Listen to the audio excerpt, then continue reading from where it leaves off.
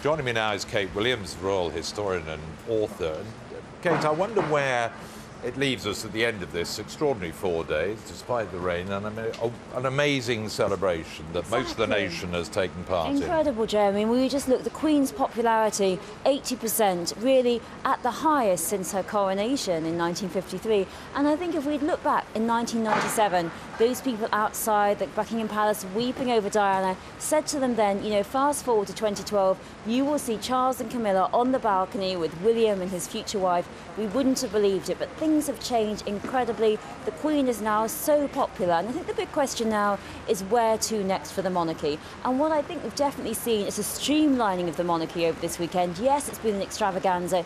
Yes, it's been marvellous, but also focusing here on the core royals, the line of succession on the balcony, and also the flotilla pageant, Charles and Camilla and William and Kate and Harry. So it's almost like all the minor royals, there's no Andrew, there was no Anne, there was no Edward, they'd all been cut off. We're really focusing on the next kings. It's as if the Queen's saying, you know, these are the ones to watch, these are the ones I'm looking at. And Kate Middleton has been absolutely focal to all the celebrations. You know, after last year's royal wedding, I think that really shows us how important it's been. The young royals are reinvigorating the royal family. And the line of succession clearer, enhanced? How do you see it? Yes, I think we're definitely seeing the line of succession enhanced. King Charles, he is our next king. Clearly that's what the Queen is saying. He, of course, accompanied her because Prince Philip was unable to do so. And also Camilla. When Charles initially married her, there was lots of talk that Camilla wasn't going to be queen. I think increasingly what we're seeing in events like this is she is going to be queen. She sat next to the Queen today in the carriage. Camilla is really centre stage. So when Charles is crowned, I mean, it could be, you know, 10, 15 years from now, it looks like Camilla's going to be at his side. That's what I'd say. It's interesting, I wonder if there's been a shift in the nation's perception of Charles over these few days.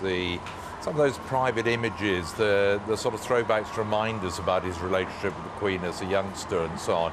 And his speech, and his speeches and his appearances, has it strengthened his position perhaps in the nation's heart? You're right, Jeremy. Really, I think we've seen a different side of Charles. In Jubilees in general, we often see a much softer side of our monarchy, of our royalty, and the Queen's been smiling. She seemed really overjoyed these 4 days. Charles also, I think, was a much softer side of him, and I think many of us were very touched by his speech last night to Mummy, you know, and he's been her support without Prince Philip, and I think that is what we're going to see when Prince Philip does eventually leave us, that Charles will be the Queen's support while she is ruling alone. And, you know, Charles has got a bit of an uphill struggle. He's not often as popular as the Queen. There is much said that, you know, when the Queen does finally die, Charles, he's going to have a very short reign, but also perhaps the Commonwealth aren't going to be that keen on him, the country's not going to be that keen on him.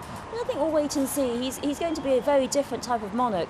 The Queen herself has been very politically neutral. We have no idea what she thinks about everything. Charles is much more interventionist. We have much more opinionated. So he's a very different type of monarch, but perhaps, you know, he's going to be a success in his own way.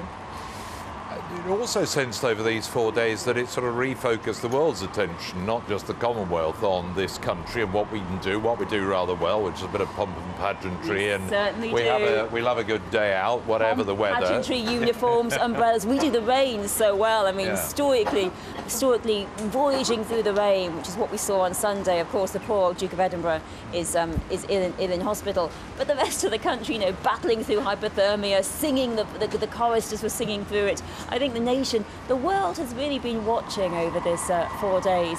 And in 1897, the last Diamond Jubilee that we had, that was Queen Victoria's, then a quarter of the world's population was British ruled. It was all a celebration of pageant and of empire. Now it's very different. Of course, we don't rule a quarter of the world's population, and thank goodness for that. The difference is it was a celebration, I think, of our nation's history, and also the armed forces, so important today. And we know there are so many servicemen serving across the world for peace and harmony, and they were very focal today's celebrations. I also thought there was just a sense that quite a few people in other countries around the world who don't have queens or kings were probably looking slightly envious and thinking, well, that's rather good, isn't it? They're rather fun. They are fun. Nice. They are fun. We get the disco, we get Sir Paul McCartney, and we get Tom Jones and Kylie. Definitely, it's often been said that when all the other monarchies across the world have fallen, Britain will still have a monarchy, and I think that's true. I think we'll fast forward hundreds of years, our children, our grandchildren, our great-great-grandchildren, and we'll still have a monarchy. It'll be very different. I think historians of the future will look back at these 4 days and go, look at this jamboree, just for a king and queen, one extra bank holiday, unprecedented, this extra bank holiday, particularly in times of austerity. In previous years, bank holiday, the Queen's wedding was not a bank holiday because the times were, it was too poor, it was seen as damaging the British economy. People will look back in the future and say, this was the last kind of flush of the monarchy's power, because it is going to, of course, decline in the future years. The Queen herself, she came to the throne, her father was the King of Empire, she's seen herself as the Queen of Commonwealth. Perhaps the Commonwealth is going to get smaller in future generations, but still this incredible celebration of Britain and particularly of 20th century history. 10 years on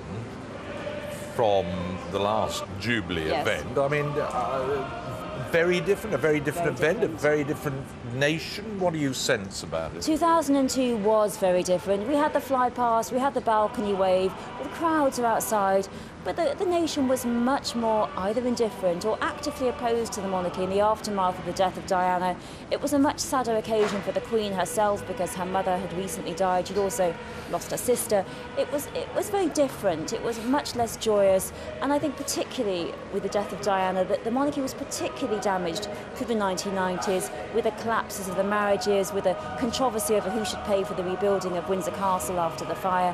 Now it's almost as if the monarchy is reinvigorated, it's put that behind them. But in British history, we see big swings of pro and against the monarchy. We really do, and there's no guarantee this support for the monarchy, this enthusiasm is going to necessarily continue. 10 years from now, the Queen might still be on the throne. We might have another Jubilee. It's going to be, exactly, we'll be here again, Jeremy, in 10 years' time. Soon after that. Anyway, Platinum Jubilee, well, it's quite interesting. I mean, you get a telegram. Nobody's ever had one of those, have they? Well, actually, if she beats Queen Victoria on 10th of September 2015, she beats Queen Victoria as longest reigning British monarch, then she has to go on to beat the European record. That is Louis XIV of France, 72 years. So she's going to go on and beat the French. I think she can do it. We can beat the French. You'll be here to celebrate it. I'm sure I'll be watching in a chair somewhere on television. Kate, lovely to talk to you. Thank you very much indeed.